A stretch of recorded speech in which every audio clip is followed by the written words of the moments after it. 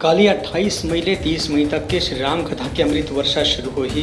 ये विषय मह आयोजक शिक्षाविद आई.पी. मिश्रा पत्रकार वार्ता में बताइन कि पाछू 3 बछर में कोरोना महामारी के सेती पूरी दुनिया में करोड़ों मन के मौत हो गई से। यही बेरा में लोगों मन एक बार फिर ईश्वर के प्रति आस्था प्रकट हुई से और लोगों मन ये बात लब मानी है कि जब तक के भगवान के भक्ति है तभी तक हमारा जीवन चलत है।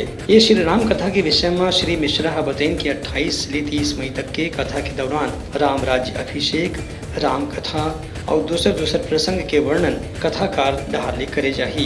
ये आयोजन आंजनेय हनुमान मंदिर में करे जाते है, जेमा भगत मन दूर दूर यहाँ के कथा के लाभ लेवत हैं। भिलाई में होए एक कथा बर कथावाचक प्रेम भूषण महाराज ला आमंत्रित करे गए है। अभी ले उनकर कथा ला सुने बर लोगन मन दूर दूर से यहाँ आके सक लावत हैं। ब्यूरो रिपोर्ट उत्तलंघा न्यूज।